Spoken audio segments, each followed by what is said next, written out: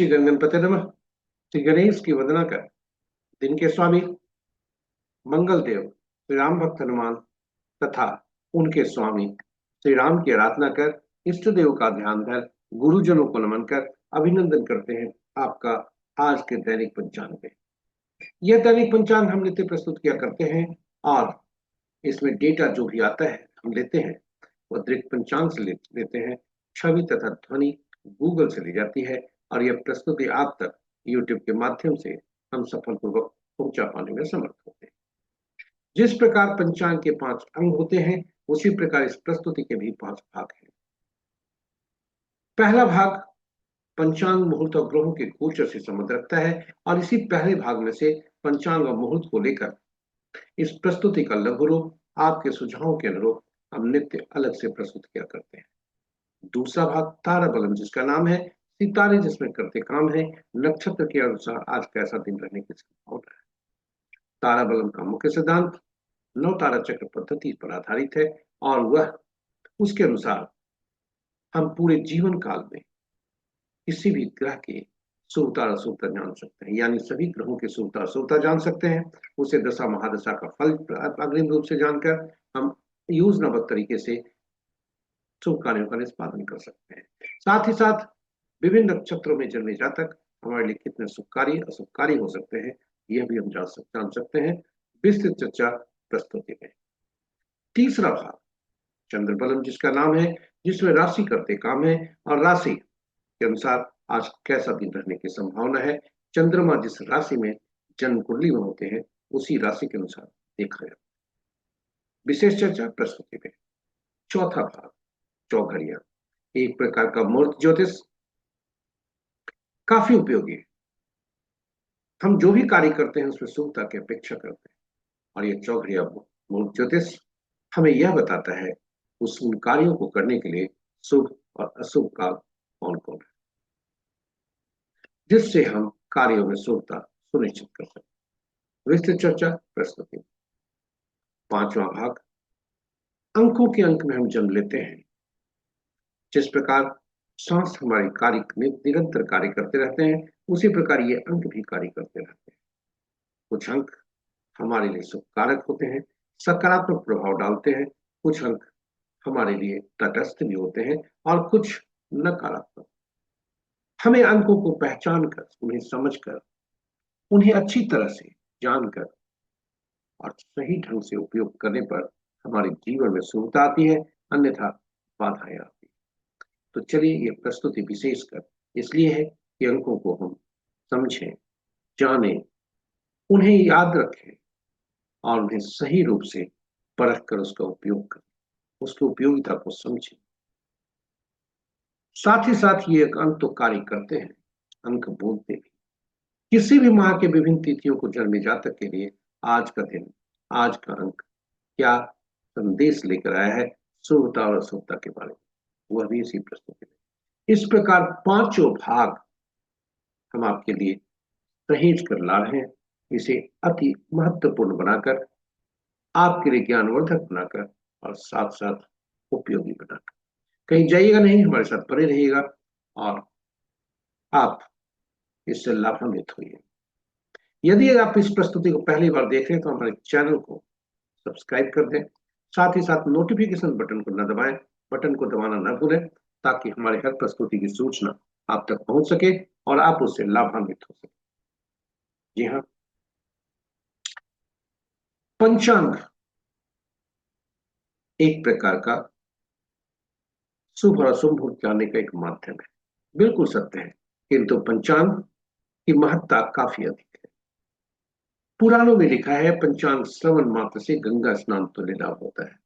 जी हाँ, हमारे शरीर में 5 तत्व होते हैं और गंगा, माँ गंगा जलीय तत्व का प्रतिनिधित्व करती हैं और ये जलीय तत्व शरीर के 70% भाग में जो है वह सुप्रभावित होता है।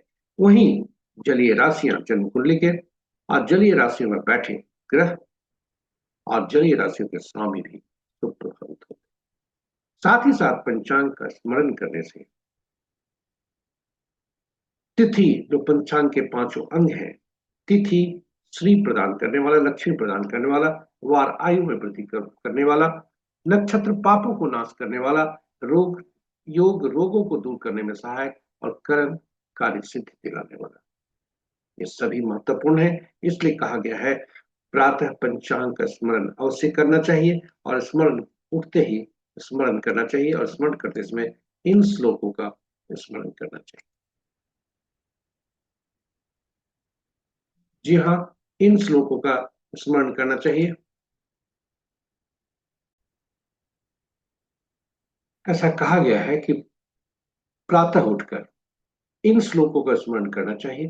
तिथि च श्री करम प्रोक्तम वारम आयुष्वर्धनम, नक्षत्रम हरते पापम, योगम रोग निवारणम, करणम कार्य सिद्धिम च, पंचांग फल मुक्तम। तो इसे पंचांग को, इस श्लोकों को जितनी बार हो सके स्मरण करें, तो उसके बाद श्रवण करें पंचांग को, लघु पंचांग को कम से कम, और फिर अनुसरण करें। अनुसरण करने के संबंध में पंचांग की महिमा बताई गई है कि यह हमारे निर्णय क्षमता को सुदृढ़ करता है, आत्मबल बढ़ाता है।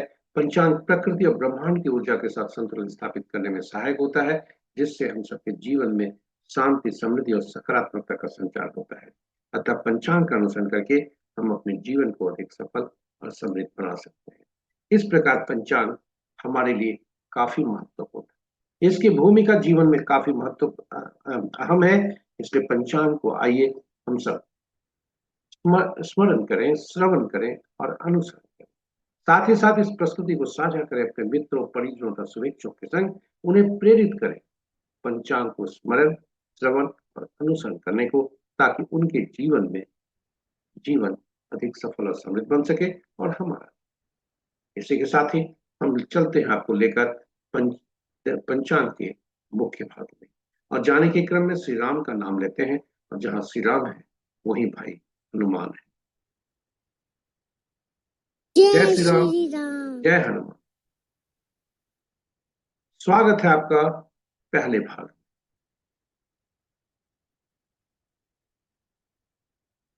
आज का दिनांक 10 मार्च 2026, माह चैत, पक्ष कृष्ण, शाका संवत 1947 विश्व वसु, विक्रम संवत 2083 सिद्धार्थी, कलयुग का 5126वां वर्ष। आज का सूर्योदय 6:04 पर, सूर्यास्त 5:56।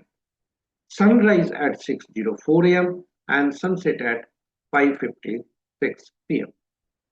आज का दिशा शुभ उत्तर है, फिर भी इस दिशा में यात्रा करने को बाध्यता हुई तो गुड़ का सेवन करके यात्रा में सोता। पंचांग के 5 अंक इस प्रकार: वार मंगलवार, तिथि देर रात्रि 1:54 तक सप्तमी जो भद्रा तिथि के अंतर्गत आता है, उसके बाद अष्टमी जो जया तिथि के अंतर्गत आता है, नक्षत्र रात्रि के 7:06 तक अनुराधा, उसके बाद ज्येष्ठ। आज के दिन की शुरुआत अनुराधा के तीसरे पद से, जो कि अपराह्न 12:21 तक। चौथा पद रात्रि के 7:05 तक आरंभ होता है। उसके बाद ज्येष्ठा का पहला पद, जो कि देर रात्रि 1:49 तक, और दूसरा पद प्रातः सूर्योदय के बाद कल 8:33 तक। ये रहे। और योग प्रातः 8:21 तक हर्षण, उसके बाद वज्र, करण दिन के 12:40 तक विष्टि भद्रा, उसके बाद देर रात्रि 1:54 तक गौ, और तत्पश्चात बालव। ये रहे पंचांग के 5 अंक। महत्वपूर्ण मुहूर्त में जाने के पूर्व भोलेनाथ का वास देखते हैं। भोलेनाथ का वास कहाँ है और सूरता कैसी है। जय भोलेनाथ, ओम नमः शिवाय।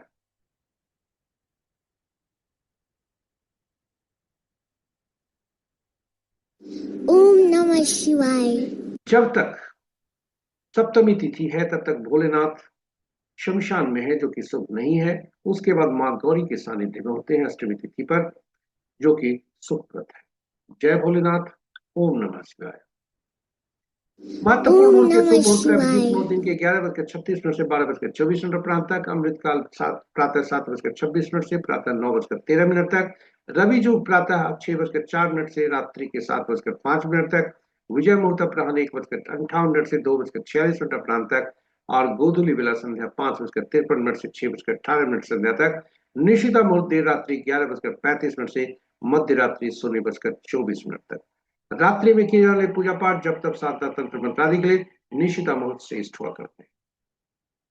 अशुभ मुहूर्तों में सबसे प्रभावी राहु काल अपराह्न 1 बजकर अपराह्न 2:58 से 4:27 अपराह्न तक, गुलिक काल दिन के 12 बजे से 1:29 अपराह्न तक, यमगंड प्रातः 9:02 से 10:31 दिन तक, वर्ज मुहूर्त देर रात्रि 1:22 से 3:09 रात्रि तक, भद्रा प्रातः 6:04 से 12:40 अपराह्न तक, और गंडमूल रात्रि के 7:05 से मध्य रात्रि 16:43, यानी 13 मार्च के मध्य रात्रि 16:43 तक। आज का भद्रा का वास स्वर्ग में है, जो कि शुभ है।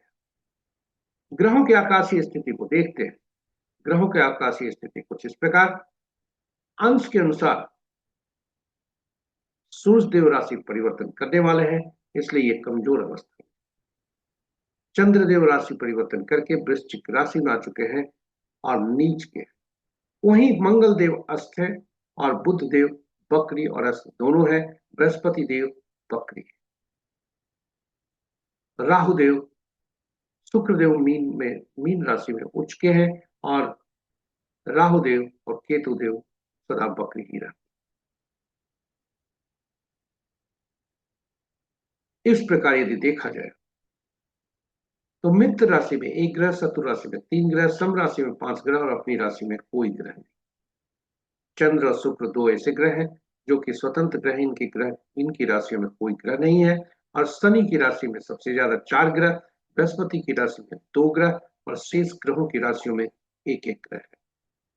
नक्षत्र के अनुसार यदि ग्रहों की स्थिति को देखा जाए तो मित्र नक्षत्र में 2, शत्रु नक्षत्र में 1, सम नक्षत्र में 3 और अपने नक्षत्र में 3 ग्रह हैं, बृहस्पति देव, शनि देव और राहु देव। इस प्रकार शनि देव के नक्षत्र में 3 ग्रह, राहु देव के नक्षत्र में 3 ग्रह, शनि देव के भी नक्षत्र में 3 ग्रह, बृहस्पति देव के नक्षत्र में 2 ग्रह, केतु, सूर्य, चंद्र, मंगल और बुध के नक्षत्र में कोई ग्रह नहीं है, स्वतंत्र ग्रह है। और शेष ग्रहों के नक्षत्र में एक एक ग्रह है, और शेष ग्रह मात्र शुक्र देव बनते हैं। इसके साथ ही आज किसी भी ग्रह का राशि परिवर्तन नहीं है। इसके साथ ही पहले भाग की प्रस्तुति यहाँ पर समाप्त होती है। हम आपको ले चलते हैं दूसरे भाग। दूसरा भाग तारा बलम, जिसका नाम है कि तारे जिसमें करते काम है, और ये तारा बलम की पूरी सारणी आपके समक्ष प्रस्तुत। तारा बलम के समक्ष जो नक्षत्रों के नाम हैं वे चंद्रमा के नक्षत्र से संबंध रखते हैं। चंद्रमा जिस नक्षत्र में गोचर कर रहे हैं वह बताता है। वहीं तारा बलम के नीचे जो नक्षत्रों के नाम है वह हमारा आपका जो जन्म कुंडली में चंद्रमा जिस नक्षत्र में बैठे हैं, विराजमान है, उसके अनुसार है। और इन दोनों का मिलान जहां होता है वही आज का फल होता है। कुल 9 तरह के परिणाम हमें संकेत मिल सकते हैं, ये सितारे देते हैं। जन्म, संपत, विपत, क्षेम, प्रत्यरि, साधक, नैर्धन्य, मित्र या अतिमित्र। जब आज का तारा जन्म, विपत, प्रत्यरि या नैर्धन्य में हो तो शुभता की तरफ इशारा करता है। वहीं जन्म, विपत, प्रत्यरि और नैर्धन्य में हो तो अशुभता की तरफ इशारा करता है। दैनिक कार्यों में सावधानी और नए कार्यों को आरंभ करने से यह रोकता है। वहीं संपत, क्षेम, साधक, मित्र या अतिमित्र में हो तो शुभता की तरफ संकेत देते हैं, और तात्पर्य कि हम नए कार्यों का भी आरंभ इसमें कर सकते हैं। कभी भी, क्योंकि यह क्षणिक होता है और प्रतिदिन का यह है, साइकिल चलती है, इसलिए जब भी अशुभ तारा हो तो हमें धैर्य रखना चाहिए और अच्छे तारे के आने का इंतजार करना चाहिए। नए कार्यों का आरंभ नहीं करना चाहिए। दैनिक कार्यों में सावधानी और अशुभ तारों को शुभ तारों में परिवर्तन करने का जोखिम नहीं लेना। ये नवतारा बलम मुख्यतः नवतारा चक्र पद्धति पर आधारित है, और नवतारा चक्र पद्धति का मूल सिद्धांत है ग्रहों के मन नक्षत्र होते हैं, नक्षत्र ही ग्रह के फल देते हैं। प्रश्न उठता है 27 नक्षत्र 9 ग्रह, कौन से नक्षत्र किस ग्रह के फल देंगे? कौन से नक्षत्र किस ग्रहों का फल देंगे और कौन से ग्रह के नक्षत्रों के फल पाएंगे? इसके लिए 27 नक्षत्रों को 9 नक्षत्र की सूची बनाकर उन्हें 3 श्रेणियों में रखा गया। पहला से 9 तक पहला श्रेणी, 10वां से 18वां नक्षत्र तक दूसरी श्रेणी और 19वां से 27वां नक्षत्र तक तीसरी श्रेणी। वहीं दशा ग्रहों को दशा महादशा के क्रम में रखा गया। केतु पहला, शुक्र दूसरा, सूर्य तीसरा, चंद्रमा चौथा, मंगल पांचवा, राहु छठा, बृहस्पति सातवां, शनि आठवां, बुध नौवां। और फलित कैसे करते हैं यह महत्वपूर्ण है। ये नक्षत्र कैसे इनका फल देते हैं, आइए देखें। केतु देव पहला ग्रह बने, इनको स्वामित्व मिलता है हर श्रेणी में से पहले ग्रह का, यानी पहला 10वां और 19वां नक्षत्र का स्वामित्व केतु देव को। वहीं दूसरा ग्रह शुक्रदेव को मिलता है दूसरा 11वां और 20वां नक्षत्र का स्वामित्व। तीसरा ग्रह सूर्यदेव को तीसरा 12वां 21वां नक्षत्र का स्वामित्व। और इस तरह घड़ी की सुई की दिशा में आगे बढ़ते हुए बुध को जब तक पहुंचते हैं, 9वां ग्रह 9वां 18वां 27वां नक्षत्र का स्वामित्व इन्हें मिलता है। और यह सूची इस प्रकार आपके समक्ष आती है।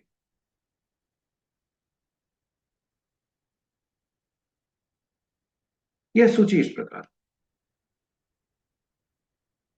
अब फलित कैसे करते हैं यह अति महत्वपूर्ण है, इसे ध्यान से सुनेंगे। जो जन्म नक्षत्र है हमारा, यानी चंद्रमा जिस नक्षत्र में जिस नक्षत्र में जन्म के समय होते हैं, जन्म कुंडली में चंद्रमा जिस नक्षत्र में है, उस नक्षत्र को चिन्हित हम यहाँ करते हैं और उससे उससे उनके स्वामी को चिन्हित करते हैं। वह हमारा पहला ग्रह बनते हैं। जी हाँ, जन्म हमारा जीवन लीला यही से आरंभ होती है और ये ग्रह के दशा महादशा में ही हमारा जीवन लीला आरंभ होती है और इसलिए ये जन्म ग्रह बनते हैं। और ये जन्म ग्रह जो बने, इन्हीं की दशा महादशा में हमारा जन्म भी हुआ तो होता है और पिछले जन्म में भी इसी दशा महादशा में हमारी मृत्यु भी। जब हम जन्म कुंडली देखते हैं तो यह प्रमाणित होता है, क्योंकि जब भी जन्म कुंडली देखते हैं, विंशोत्तरी दशा को देखते हैं, दशा महादशा जो आरंभ होता है वह देखते हैं, तो हमेशा विभिन्न तरह के सॉफ्टवेयर विभिन्न रूप से बताते हैं कि इस जन्म में हमें इतने अवधि भोगने हैं। इसे एक उदाहरण से हम समझते हैं। इस जातक का जन्म वृश्चिक राशि में, जी हाँ, वृश्चिक राशि में हुआ है। वृश्चिक राशि के अनुराधा नक्षत्र, और अनुराधा नक्षत्र के स्वामी शनि देव बनते हैं, जिनकी दशा अवधि 19 वर्ष की होती है। और जातक 19 वर्ष में से 4 साल 6 महीना इसको भोगना है। 14 साल 11 महीना 24 दिन पिछले जन्म में भोग चुका है। और इस प्रकार हम जान सकते हैं कि पिछले जन्म में कितना भोग। और चूंकि इस जन्म नक्षत्र का संबंध पिछले जन्म के मृत्यु से भी है, इस जन्म के जन्म से भी है, इसलिए इसे पीड़ा की श्रेणी में रखा जाता है। और पहला ग्रह पीड़ादायक। तो हम जो भी जन्म ग्रह हमारा बना वो पहला ग्रह पीड़ादायक होंगे। और घड़ी की सुई की दिशा में हम आगे बढ़ते हैं, बुध तक जाते हैं, फिर केतु से आरंभ, पहला ग्रह से आरंभ यात्रा करते हैं और फिर जन्म ग्रह जो हमारा बना उसके पहले वाले ग्रह तक रुकते हैं। अब यहाँ पहला ग्रह पीड़ादायक, दूसरा चौथा छठा आठवां नौवां ग्रह जो बनते हैं वो सुख फलदायी होते हैं। और पहला तीसरा पांचवा सातवां ग्रह जो बनते हैं वो पीड़ादायक होते हैं। और इनकी शुभता और अशुभता की जो मात्रा है, इंटेंसिटी है, जैसे जैसे इनकी क्रम संख्या बढ़ती है वैसे वैसे यह बढ़ता है। अब इस प्रकार हमें सभी ग्रहों के बारे में पता चल गया कि कौन से ग्रह हमारे लिए शुभकारी होंगे, कौन से अशुभकारी, कौन से ग्रह अति पीड़ादायक होंगे, कौन से ग्रह बाधक। ये सभी जब जान जाते हैं तो दशा महादशा का फल भी हमें पता चल जाता है। और इस प्रकार योजनाबद्ध तरीके से हम शुभ ग्रहों के दशा अंतर्दशा में शुभ कार्यों का निष्पादन योजनाबद्ध तरीके से करके शुभता सुनिश्चित कर सकते हैं। और अशुभ ग्रहों की स्थिति में हम अपने आप को मानसिक रूप से तैयार करते हैं पीड़ा को सामना करने के लिए। हमारे लिए अचानक नहीं होता कुछ, जिससे वेदना कम हो। इस प्रकार ग्रहों के बारे में जानकर, शुभता और अशुभता से समझकर, जन्म कुंडली में बैठे ग्रह की कितना फल देंगे और उनके अनुरूप हम कार्य कर सकते हैं। उदाहरण स्वरूप संपत्ति का ग्रह दूसरा ग्रह बनता है, और दूसरा ग्रह से यदि संपत्ति का बनता है तो दूसरा ग्रह जिस भाव में बैठते हैं उस भाव से संबंधित, उस राशि से संबंधित और उस ग्रह से संबंधित जब कार्य करते हैं तो हमारे संपत्ति का कारक होता है। इसी प्रकार शुभ ग्रह और अशुभ ग्रहों के नक्षत्र में जन्मे जातक हमारे लिए शुभकारी अशुभकारी होंगे, यह हम जान सकते हैं। शुभ कार्य, शुभ ग्रहों के नक्षत्र में जन्मे जातक से हम शुभता की अपेक्षा कर सकते हैं, वहीं अशुभ ग्रहों में के नक्षत्र में जन्मे जातक से हम सावधान रहते हैं, अपेक्षा कम करते हैं, क्योंकि ये हमें पीड़ा, बाधा, अशुभता और अति पीड़ा भी दे सकते हैं। इसलिए चाहे वो व्यक्ति कहीं का हो, घर का हो, परिवार का हो, रिश्तेदार का हो या संसार का हो, यह सभी के लिए लागू हो। और यही वजह है कि इस नवतारा चक्र पद्धति इतनी सटीक पद्धति है कि इस पर हमने अलग से भी वीडियो रखा है अद्भुत पद्धति पर, और भगवान राम, मां सीता तथा पवन पुत्र हनुमान की कुंडली की विवेचना की है। जी हाँ, मां सीता, पवन, मां सीता, भगवान राम तथा हनुमान भैया की कुंडली इसमें चर्चा की है। आपस के संबंधों की विवेचना की, आपसे देख के और आप उस नवतारा चक्र पद्धति को अच्छी ढंग से समझ सकते। अब आपको हम वापस ले चलते हैं तो ताराबलम। आज का ताराबलम क्या कहता है? आज का चंद्रमा आरंभ होता है अनुराधा नक्षत्र से, और फिर रात्रि के 7:05 के बाद ये ज्येष्ठा नक्षत्र में चंद्रमा जाते हैं। इस प्रकार हम अपने शुभ और अशुभ फलों को का कौन सा शुभ फल होगा, कौन सा अशुभ होगा, हम अपने अपने नक्षत्रों के अनुसार यह जान सकते हैं। आज का जो तारा है वह भरनी, पूर्वा फाल्गुनी, पूर्वाषाढ़ नक्षत्र में जन्मे जातक के लिए अति पीड़ादायक है रात्रि के 7:05 तक। उसके बाद में कृतिका, उत्तरा फाल्गुनी, उत्तराषाढ़ नक्षत्र में जन्मे जातक के लिए अति पीड़ादायक हो सकता है, क्योंकि ये दोनों असत्य अशुभता को इंगित कर रहे हैं। अपने अपने नक्षत्रों के अनुसार हम फल को देखकर हम उसके अनुरूप कार्य कर सकते हैं। जहां भी अशुभता है थोड़ा धैर्य रखने की आवश्यकता है, क्योंकि उसके बाद 7:05 अगर आरंभ में है तो 7:05 रात्रि के बाद शुभता में आते हैं।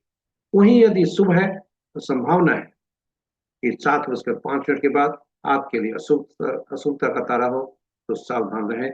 दैनिक कार्य में सावधानी तथा नए कार्यों का आरंभ न करें। अति उत्साहित होकर कोई भी इनको अशुभ तारों को शुभ तारों में परिवर्तन करने का जोखिम नहीं ले। किताबों में जो लिखा है वो आपके समक्ष प्रस्तुत है कि किताबों में जो है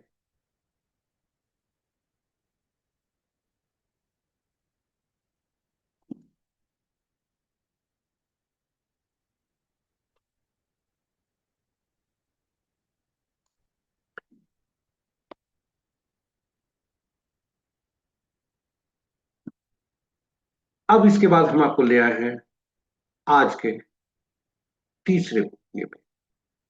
आज चंद्रमा का राशि परिवर्तन नहीं है। चंद्र बलम के अनुसार आज राशि के अनुसार कैसा दिन रहने की संभावना। आज चंद्रमा वृश्चिक राशि में है जहां नीच है। जी हाँ, चंद्र बलम के अनुसार आज के जो संकेत मिल रहे हैं वह इस प्रकार है। वृषभ, मिथुन, कन्या, वृश्चिक, मकर और कुंभ राशि के जातक के लिए आज शुभता के संकेत हैं। शेष राशि के जातकों के लिए शुभता के संकेत नहीं है।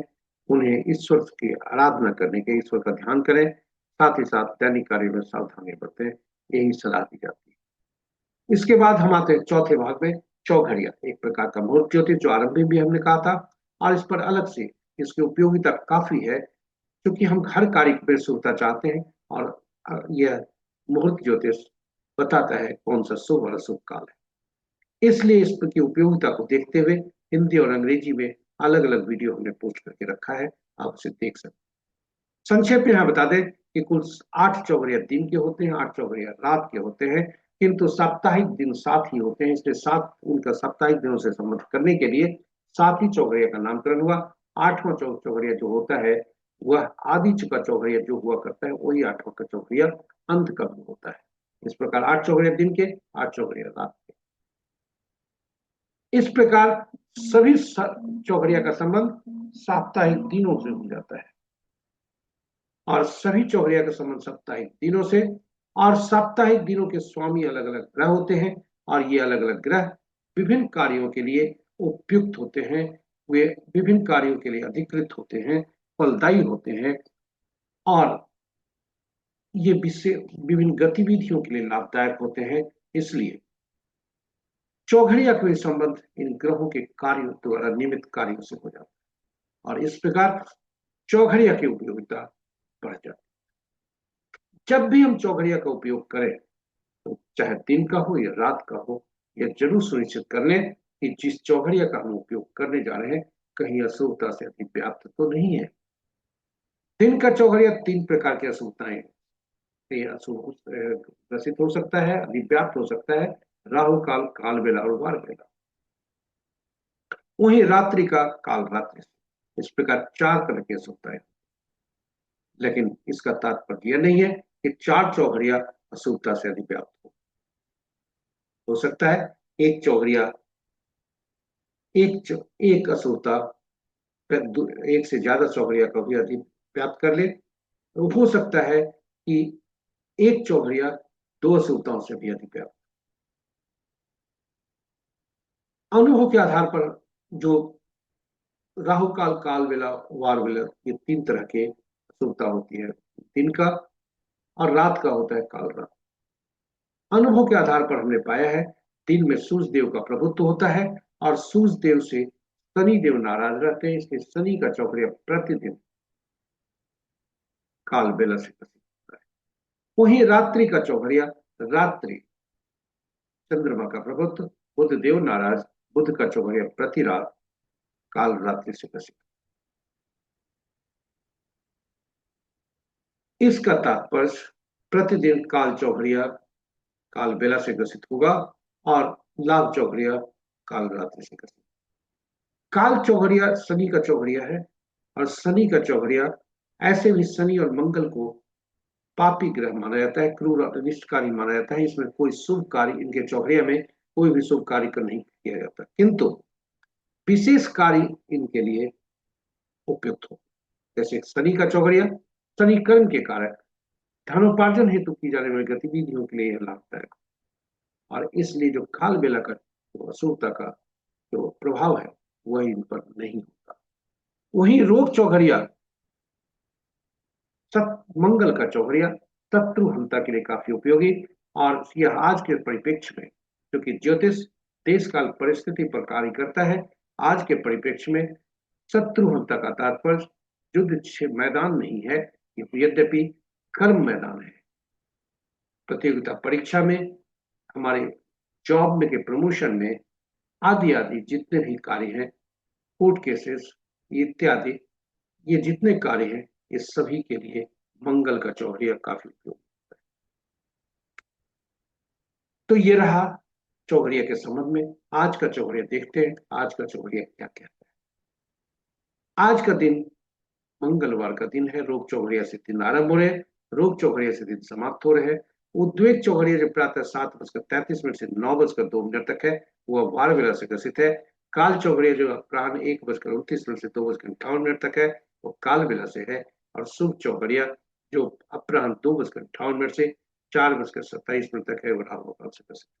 वहीं रात्रि में, रात्रि के 7:27 से 8:58 तक लाभ चौघड़िया है, जो कि काल रात्रि से ग्रसित है। इसके साथ ही इस प्रकार हम चौघड़िया से को उपयोग करना चाहिए, चाहे कोई भी कार्य हो जिसमें हम शुभता की अपेक्षा करते हैं, यह काफी उपयोगी होता है। अब हम ले चलते हैं अंकों की भूमिका।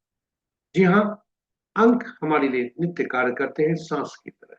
अंकों के अंक में हम जन्म लेते हैं, और अंक हमारे साथ कार्य करते रहते हैं, किंतु अंक को जो हमारे लिए शुभकारी, सकारात्मक और नकारात्मक प्रभाव डालते हैं, उन्हें हम जानते नहीं, और इसलिए कई बार ऐसे अंकों को ले आते हैं जो नकारात्मक प्रभाव डालते हैं, जिससे हमारे जीवन में बाधाएं। आइए अंकों को जानें, उन्हें समझें, उन्हें पहचानें, और उन्हें सही ढंग से उसको परख कर उनका सही उपयोग करके जीवन में सुखता सुनिश्चित करें। ये अंक होते हैं 1 से 9। 10वां अंक नहीं होता। शून्य को भी गणना में नहीं लेते क्योंकि शून्य अनिश्चितता को दर्शाता है, इसलिए 1 से 9 तक अंक। और 5वां अंक ऐसा होता है जो कि मध्य का अंक होता है, 1 से 9 के बीच का।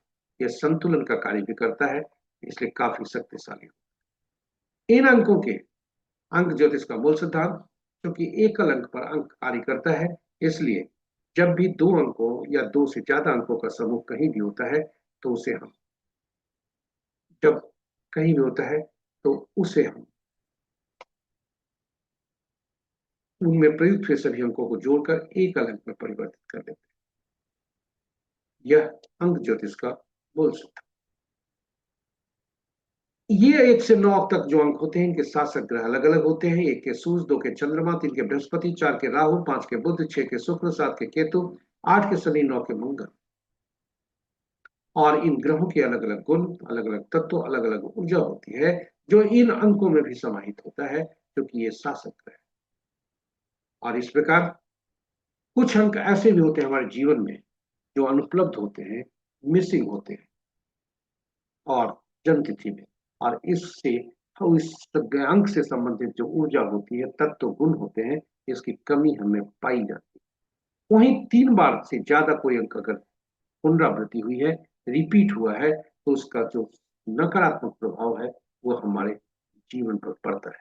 और इस प्रकार उस ग्रह से संबंधित, उस अंग से संबंधित ऊर्जा, तत्व और गुण की अधिकता होने पर यह नकारात्मक प्रभाव हमारे पर पड़ता है, जो जो आगे चलकर नुकसानदायक होता है। इसलिए अंकों को पहचानना जरूरी है, कौन कौन अंक ऐसे अंक। इन अंकों को अलग, चूंकि अलग अलग ग्रहों के जो तत्व, गुण और ऊर्जा इनमें समाहित है, इसके अनुसार इन अंकों को विशेष नाम से पुकारा जाता है अंकों की दुनिया में। 1 को राजा, सरकार या नौकरी पेशा वाले के लिए और से, 2 को रानी या पार्टनर से, 3 को गुरु या सलाहकार से, 4 को शरारती तत्वों से, नियम तोड़ने वाले व्यक्तियों, झूठ बोलने वाले व्यक्तियों, झांसा रखने वाले व्यक्तियों से, 5 को राजकुमार से, 6 को मंत्री या सुख सुविधा प्रदान करने वाले व्यक्तियों से, 7 को धर्मगुरु से, भविष्य में घटने वाली घटनाओं का जिन्हें पूर्वाभास हो उनसे, 8 को समाज के नीचे के तबके के लोग, हमारे अधीनस्थ कार्य करने वाले लोग, नौकर चाकर, न्यायालय से, और 9 को सेनापति, पुलिस और डॉक्टर। जब हम जन्म लेते हैं तो ईश्वर हमें कुछ अंक उपहार के रूप में देते हैं। जी हाँ, ये उपहार जन्म तिथि के रूप में आता है, जिसके कंपोनेंट होते हैं तिथि, माह और वर्ष। तिथि और माह 1 अंक का भी हो सकता है, 2 अंकों का भी हो सकता है, और वर्ष 4 अंक। इस प्रकार जो अंक ज्योतिष का मूल सिद्धांत, प्रत्येक अंकों को जोड़कर एकल अंक में परिवर्तित कर। हमने जन्म को ये गूगल से एक जन्म कुंडली ली है, जिसके इनका जन्म तिथि है, और इनका जन्म तिथि 10/3/1990 है। सभी अंकों को जोड़कर एकल अंक में परिवर्तित किया तो 1 होता है, और उन सभी अंकों को जोड़ने पर 5 होता है। तिथि, माह और माह 1 अंक का या 2 अंकों का हो सकता है। तिथि हमारा आंतरिक व्यक्तित्व दर्शाता है, जिसे हम अंक ज्योतिष में मूलांक कहते हैं। जी हाँ, 1 अंक में से परिवर्तित करते हैं। अगर एक अंक है, एकल अंक में ही है, तब तो कोई समस्या नहीं है। लेकिन अगर 2 अंकों का है तो उसे एकल अंक में परिवर्तित करके उस अंक का उपयोग करते हैं। तो एकल अंक ये 10 का जो बनता है, यह मूलांक होता है, और यह हमारा आंतरिक व्यक्तित्व दर्शाता है। वहीं तिथि और माह मिलकर एटीट्यूड नंबर या अचीवमेंट नंबर बनते हैं, जो कि हमारा बाहरी व्यक्तित्व दर्शाता है। तिथि, माह और वर्ष तीनों को जोड़कर एकल अंक में परिवर्तित करते हैं, तो वह अंक बनता है भाग्यांक। जी हाँ, वह अंक भाग्यांक बनता है, और बोलचाल की भाषा में इसे कंडक्टर कहते हैं। मूलांक को बोलचाल की भाषा में ड्राइवर कहते हैं। अंक ज्योतिष का पूरे पर जीवन का परिणाम जो होता है, इसी ड्राइवर और कंडक्टर के इर्द गिर्द। जब भी जिस ड्राइवर और कंडक्टर का शत्रु अंक आता है, हमारे लिए बाधाएं होती है, परेशानियां होती हैं, और चाहे वह जहां से भी आए, हम अर्जित करके ले आए या हमें ईश्वर द्वारा। इसलिए सबसे पहले ड्राइवर और कंडक्टर का आपस में शत्रुवत नहीं होना अत्यावश्यक, और यदि शत्रुवत है तो कुछ ऐसे अंक की हम व्यवस्था करते हैं जो दोनों को कंप्रोमाइज करके दोनों का के बीच का मध्यस्थता कर सके। इसलिए अंक ज्योतिष में इन अंकों को पहचान कर, शत्रु अंक है या मित्रवत, इन्हें पहचान कर इसका उपाय किया जाए। अब आइए चलते हैं, आइए कौन से अंक अनुपलब्ध है, कौन से 3 बार से ज्यादा है, फिर 2 बार से ज्यादा है। इसके लिए हमने बॉक्स एक रखा है। आप देखें, हर बॉक्स का में सभी अंक रखे गए हैं, और जब भी हर अंक, हर बॉक्स जो एरिया है, हर अंक का समूह, 3 अंकों का समूह कुछ न कुछ दर्शाता है, चाहे हॉरिजॉन्टली या वर्टिकली। जब भी तीनों अंक बॉक्स में भरे होते हैं तो वह उस क्षेत्र में हमारा जो अच्छी जो क्षमता है 100% बताता है। यदि एक बॉक्स भरा है तो 33%, 2 बॉक्स भरे हैं तो 66%, कोई नहीं भरा है तो 0%।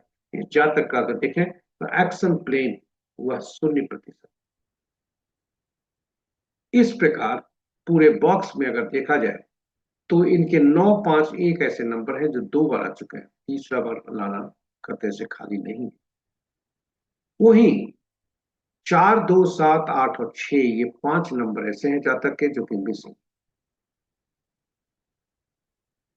जी हाँ, ये मिसिंग है, और एक्शन प्लेन इनका 0 स्कोर दे रहा है।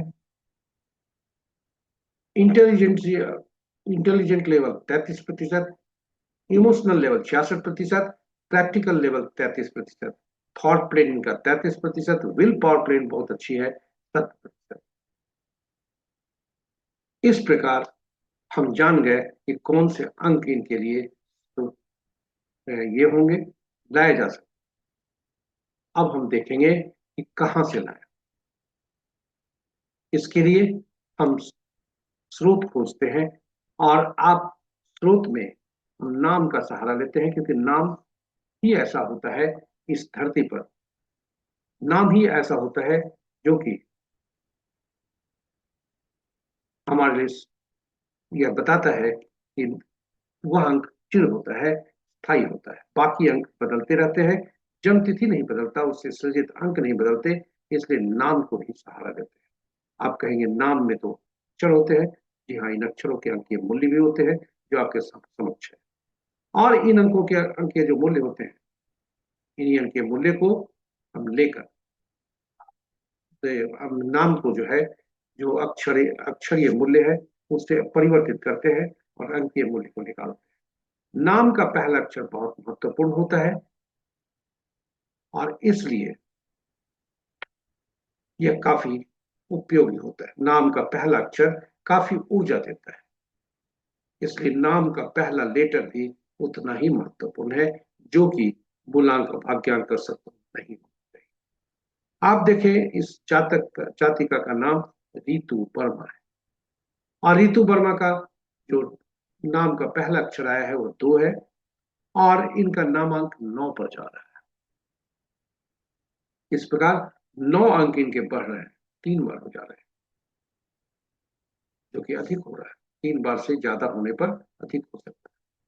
इसलिए रीतु वर्मा का नाम में 9 का आना जो है, यह सूचक करता है कि इनका 9 बहुत ज्यादा है, और 9 से संबंधित मंगल की ऊर्जा ज्यादा इनके पास। तो इनका नाम का करेक्शन कैसे करें? यदि आपस में ड्राइवर और कंडक्टर शत्रुवत है, तो शत्रुवत ड्राइवर और कंडक्टर शत्रुवत होते हैं तो जीवन का जो आरंभ होता है वो स्ट्रगल से होता है, और यदि नहीं है तो फिर ठीक। दूसरा, जीवन के यात्रा के दौरान हम कुछ शत्रुवत अंक ले आते हैं जहां से बाधा शुरू होती है, और अंक ज्योतिष से इसी को पहचानते हैं। तो चलिए शत्रु अंक को देखें। शत्रु अंक 1 के 8, 2 के 4, 6, 8, 9, 3 के 6, 4 के 8, 9, 4, 2, 5 के कोई नहीं, 6 के 3, 9, 7 के 7, 9, 3, 8 के 1, 2, 9, 4, 8, 9 के 6, 4, 2, 8। और इनको देखें, वॉवेल और कॉन्सोनेंट दोनों 9 9 दे रहे हैं, जो कि बराबर है। ये तालमेल तो सही है, लेकिन बहुत अच्छा नहीं है, क्योंकि वॉवेल जो है वह ज्यादा होना चाहिए। इन अंकों को यदि देखा जाए, शत्रु अंकों को, तो इसके अनुसार यदि इनके मूलांक और भाग्यांक को देखा जाए तो ये मित्रवत है, क्योंकि 5 के कोई शत्रु नहीं होते, 1 और 5 आपस में मित्रवत है।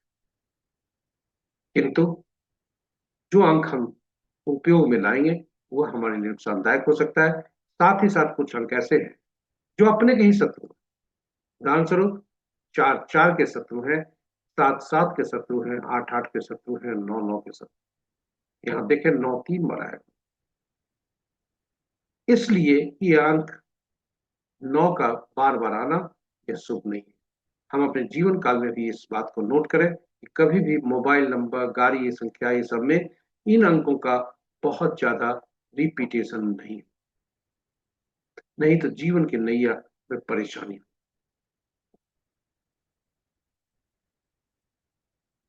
अब हम पर्सनल ईयर को निकालते हैं, यानी यह वर्ष कैसा बीतेगा। जातक का 36वां वर्ष चल रहा है, जो कि 9 वर्ष है, 9 अंक दे रहा है।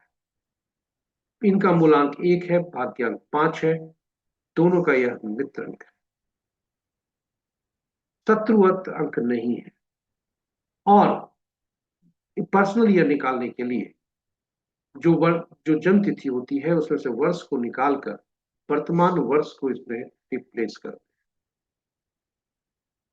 और फिर अंक निकालते हैं, तो इनका जो मूलांक भाग्यांक है 5 था, वो आज भी भाग्यांक 5 बनता है। इस वर्ष का भी भाग्यांक 5 है, जो कि शुभ है। इस प्रकार इनका जो यह वर्ष है वो अच्छा बीतने की संभावना है, क्योंकि रनिंग एज भी शुभ है, मूलांक भाग्यांक का शुभ है, और इनका जो आज वो पर्सनल ईयर है वह भी अच्छा है। हमने जन्म तिथि ली थी शैक्षणिक उद्देश्य से, इसलिए ज्यादा हम नहीं बोल सकते। और चूंकि इनके अधिक और अंक हमारे साथ समक्ष उपलब्ध नहीं है, गाड़ी संख्या, मोबाइल अंक आदि, इसलिए हम ज्यादा कुछ इस पर चर्चा नहीं कर सकते। लेकिन सभी की का कुछ न कुछ प्रभाव पड़ता है, ऊर्जा उसकी हमें मिलती है और वह प्रभावित करता है हमारे जीवन। इसके साथ ही अभी तक हमने देखा अंक कैसे कार्य करते हैं, हम देखेंगे अंक कैसे बोलते हैं। जी हाँ, किसी भी माह के विभिन्न तिथि को जन्मे जातक के लिए आज का अंक कैसा रहेगा। तो आज का अंक 5 है, और 5 अंक किसी संतुलित अंक हुआ करता है, किसी के दुश्मन नहीं होते। यह तटस्थ होते हैं 9 अंक वाले के साथ। 9 18 27 तारीख को जन्मे जातक के लिए यह आज का दिन साधारण रहेगा। वहीं 4 13 22 31 और 8 17 26 तारीख को जन्मे जातक के लिए आज का दिन बहुत अच्छा होगा। और शेष राशियों के शेष अंकों के में जन्मे जातक किसी भी माह के, उनके लिए दिन उत्तम हो। इसके साथ ही हम प्रस्तुति के अंतिम चरण में पहुंच गए। आप हमारे साथ बने रहे, इसके लिए बहुत बहुत आशा करते हैं पूरी प्रस्तुति आपके लिए ज्ञानवर्धक, रोचक तथा उपयोगी सिद्ध होगी और आप इससे लाभ उठा पाएंगे। यदि इस प्रस्तुति को पहली बार देख रहे हैं तो हमारे चैनल को सब्सक्राइब करें, साथ ही साथ नोटिफिकेशन बटन को दबाना न भूलें, ताकि हमारे हर प्रस्तुति की सूचना आपको मिल सके और आप उससे लाभ उठाएं। और अंत में साझा जरूर करें मित्रों, परिजनों तथा शुभेच्छुओं के साथ संग, ताकि वे भी प्रेरित होकर इस प्रस्तुति का का लाभ उठा सके और इससे प्रेरित होकर पंचांग का स्मरण, श्रवण और अनुसरण करके जीवन को अधिक लाभप्रद बना सके। इसके साथ ही आज का दिन मंगलवार है। मंगल देव से, श्री राम से तथा उनके उनके भक्त हनुमान भैया से प्रार्थना करते हैं कि उनकी असीम कृपा पर बनी रहे और आपका दिन शुभ। जय मंगल देव, जय श्री राम, जय हनुमान।